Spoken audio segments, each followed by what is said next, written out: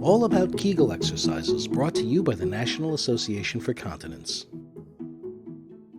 You've probably heard about Kegel exercises, but they may still seem a little mysterious to you. And that's no surprise. While Kegels are some of the most important things you can do to improve the conditioning of your pelvic floor, they're also some of the most misunderstood. This video is designed to help you better understand Kegels, show you how to do them, and to give you a better sense of what you can expect to get out of them. First, a little history. Kegels were invented back in 1948 by Arnold Kegel, a gynecologist who specialized in pelvic floor disorders. Since then, Kegels have become a first-line treatment for stress urinary incontinence, pelvic organ prolapse, and other bladder conditions, and they can make a real difference when it comes to helping you control leaks. They're not just for women either. Men with bladder and prostate issues can also benefit from them. The idea is that by strengthening your pelvic floor muscles, you'll be better able to manage your urges to go and hold in urine more effectively. You can visualize the pelvic floor as a web or a basket of muscles that supports the pelvic organs, specifically the bladder, the rectum, and the uterus. The pelvic floor is responsible for proper bladder, bowel, and sexual function, and for controlling the passing of waste and gas from the body. Strengthening these muscles so they can properly contract and relax can help control symptoms of incontinence or prolapse.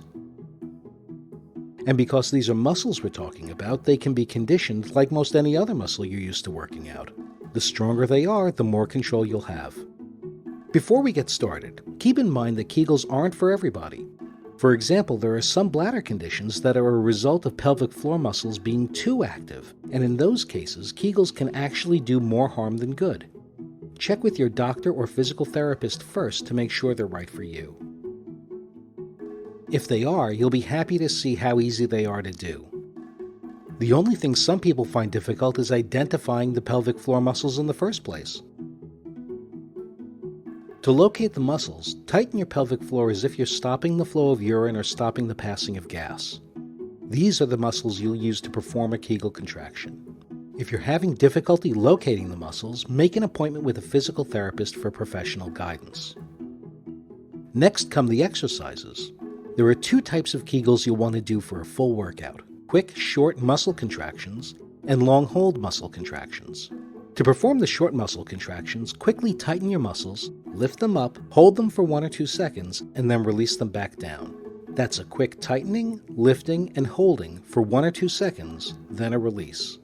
For the long hold contractions, rather than a quick tightening, you squeeze your muscles gradually and lift them up, holding them for several seconds.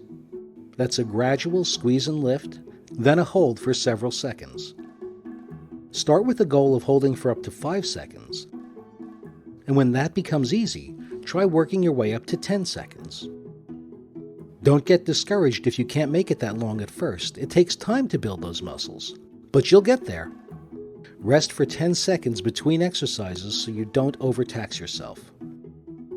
For both of these exercises, try to isolate the muscles of your pelvic floor and be careful that you're not tightening the muscles in your stomach, thighs, or butt. All common mistakes when trying to isolate the pelvic floor muscles to perform a Kegel. Also make sure to keep breathing as you normally would.